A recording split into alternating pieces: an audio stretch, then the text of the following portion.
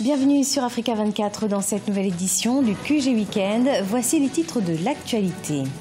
Au Libéria, c'est George Weah qui a été élu président. Il a été choisi à une très large majorité face à Joseph Boakai. Il est le premier président issu de la population autochtone. Quels sont les grands défis qui l'attendent? Le point dans ce journal.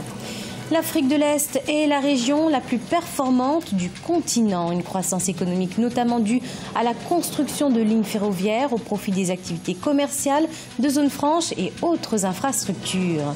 Et puis le nombre de visiteurs en Afrique en hausse. En 2016, ce sont plus de 60 millions de visiteurs qui ont foulé le sol africain. Un chiffre qui pourrait grimper à 134 millions en 2030 selon les Nations Unies. George Weah, 25e président du Libéria. Il a été élu ce jeudi 28 décembre avec plus de 61% des suffrages face au vice-président sortant Joseph Boakai. Quels sont les grands défis auxquels il s'apprête à faire face? Le point avec Idelette Mirabel Bissou. Une nouvelle page de l'histoire politique s'est ouverte avec l'élection à la présidence du Libéria de l'ancien footballeur George Weah le 28 décembre 2017. Il devient ainsi le 25e président du pays. Face à l'homme, des défis majeurs à relever, notamment sur le plan sécuritaire et économique. Il prend le pays à un moment où il est confronté à des difficultés économiques causées d'une part par l'après-période Ebola, par la baisse pendant longtemps des cours des matières premières, par un chômage qui est resté massif malgré les efforts de la présidente sortante Ellen Johnson Sirleaf. Le nouveau président George Weah a des cartes à jouer en ce qui concerne l'accès aux soins. L'autre défi majeur porte sur le plan économique, surtout avec la crise Ebola qui a fragilisé les différents secteurs d'activité. Avec un taux de chômage de 4% en 2016, l'emploi des jeunes ou encore la formation professionnelle, sans oublier l'éducation, sont entre autres les défis qui attendent le nouveau président du Libéria. Après tout, pour diriger un pays, il faut avoir le soutien de sa population et M. Weah a pu obtenir cela. Donc il y a véritablement de quoi pouvoir soulever des montagnes avec cette force populaire. J'ajouterai les autres éléments qui comptent pour le Libéria. Le Libéria sous Ellen Johnson Sirleaf a pu arriver à l'effacement de sa dette. Près de 3 décennies après le début d'une guerre civile qui a fait 250 000 morts entre 1989 et 2003, le Libéria vit sa première transition pacifique entre 2 présidents élus. Avec un taux de participation de 55% à la présidentielle de 2017, le pays entre dans une nouvelle ère politique avec à sa tête l'ancien footballeur international George Weah, qualifié par la FIFA du meilleur joueur africain du XXe siècle. L'Afrique de l'Est, une région performante. Elle se positionne comme le maillon fort grâce à une croissance moyenne du PIB de 5,3%, tirée notamment par les bonnes performances de l'Éthiopie, de la Tanzanie et de Djibouti. Un développement des infrastructures a en effet réussi à stimuler l'industrie dans toute la région, tandis que l'expansion des services sur les marchés reste le moteur de croissance. Plus d'explications avec Deo Gracias Podo.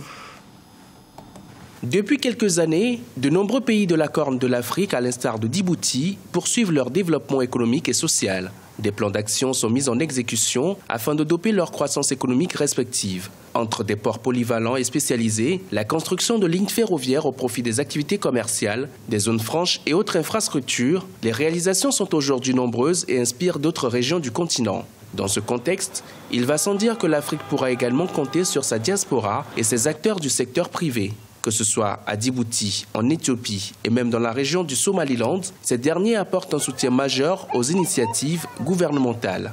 Notre vision, c'est vraiment à ce que chaque Africain, d'abord de l'Est ou Africain tout court, puisse avoir accès à l'eau et à l'électricité avec un coût qui est très très compétitif et un produit de qualité qui viendrait dans des pays très axés à la technologie.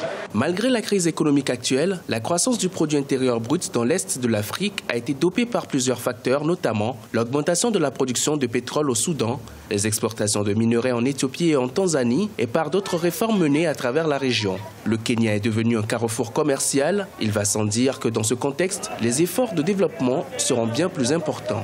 Au jour d'aujourd'hui, l'Africain doit penser à produire. Nous sommes des traders, nous sommes des commerçants, nous avons une facilité à aller en Chine à prendre les produits et à amener ici, nous devons penser aux seconde étape, qui est que l'Afrique aujourd'hui est le pays ou le continent du low cost. Ce n'est plus la Chine, c'est l'Afrique. La demande, elle n'est plus ailleurs, elle est en Afrique. Donc il va falloir qu'on arrive à avoir une vision de producteur avec une proximité et qui va également présenter un avantage compétitif puisqu'on n'aura plus le coût du transport ou la main-d'œuvre qui est très désavantageuse ailleurs et avantageuse ici. Malgré une croissance économique moyenne de 5,2% par an ces 10 dernières années, le continent souffre d'un handicap majeur par son manque de ressources financières et d'infrastructures adéquates pour apporter de la valeur ajoutée à ses exportations. Certains analystes estiment que si les États africains espèrent rompre le cycle de la pauvreté et amorcer véritablement le chantier du développement, ils devront stimuler la croissance économique réelle par un commerce plus diversifié et capter une plus grande part du marché mondial des biens manufacturés et des produits finis.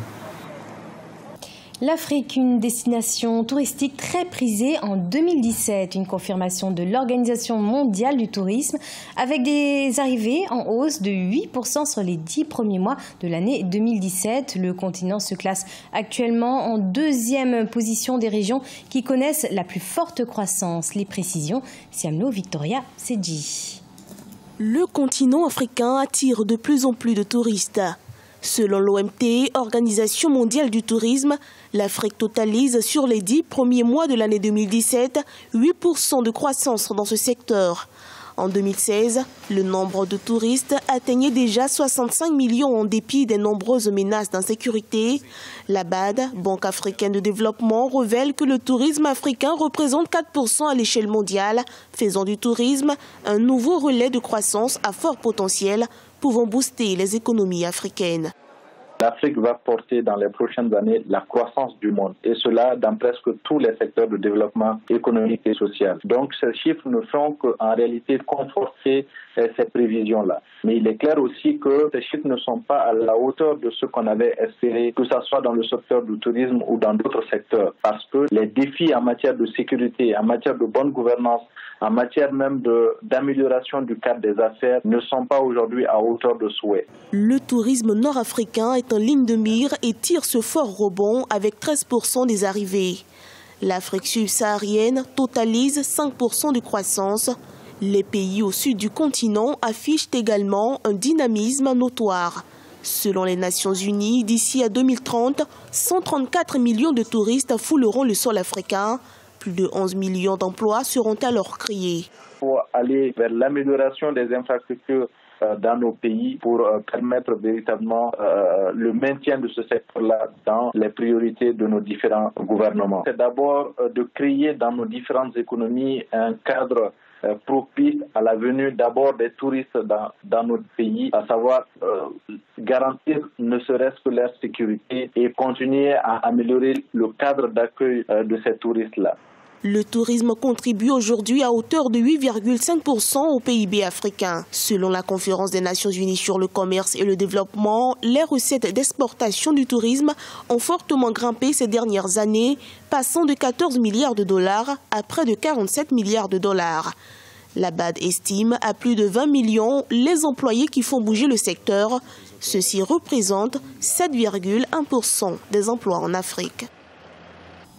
Des maisons écologiques pour pallier au déficit de l'habitat au Cameroun. C'est ce que propose Ghislaine Tessa Ketcha. Ingénieure en génie civil, elle s'est donnée pour leitmotiv la construction de maisons respectueuses des normes environnementales pour pallier au manque d'habitation et créer de l'emploi. Découverte dans ce reportage de Chérif Ousmane Bardunka.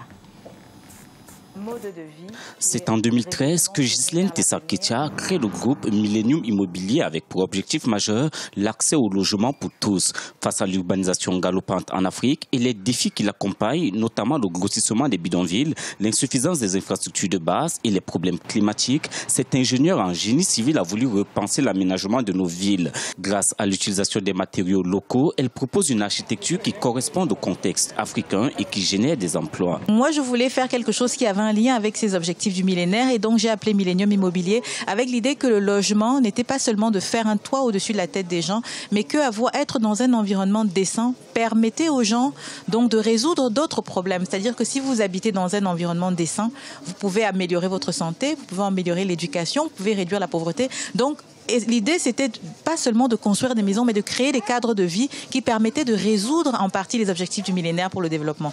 Ghislaine Tessa veut apporter des solutions aux problèmes de l'habitat en Afrique en construisant des maisons écologiques. Une éco-construction respectueuse des normes environnementales qui permettrait de consommer moins d'énergie, de créer des emplois nouveaux et offrir des habitats adaptés à la bourse de l'Africain moyen. On a 5 modèles, mais on a standardisé certains éléments. C'est ce qui nous a permis de réduire le coût de construction. C'est-à-dire que même si on a 5 modèles, on a le même type de fenêtres, on a le même type d'ouverture, on a beaucoup de choses en commun qui fait qu'on peut fabriquer ces choses-là en série et réduire le coût de la maison même si on ne construit qu'une maison. Donc on bénéficie des avantages d'un programme étendu, pourtant on le fait avec une seule maison. Et l'avantage pour le client, c'est que il a peut-être une maison qui est le même modèle que tout le monde, mais comme il a le choix des finitions, ça lui permet d'avoir une maison différente de son voisin, même en ayant acheté la même. Et puis, la standardisation permet aussi aux gens de travailler un peu en autoconstruction. C'est-à-dire que si vous achetez semi-fini, on vous aide beaucoup pour la finition. Ça a l'avantage de baisser le coût de construction puisque vous devenez, vous, le constructeur et non pas nous. Et il y a un intermédiaire en moins, donc forcément, ça coûte moins cher. Aujourd'hui, Ghislaine Tessa entend contribuer à la vulgarisation de l'éco-construction et répondre à la problématique du logement en Afrique. À travers sa structure Millennium Immobilier, elle compte créer plus d'emplois et ainsi réaliser son vœu de voir naître en Afrique des quartiers et des villes écologiques. C'était le journal de la rédaction. Merci de l'avoir suivi. Retrouvez dans un instant une nouvelle édition de l'information sur Africa 24.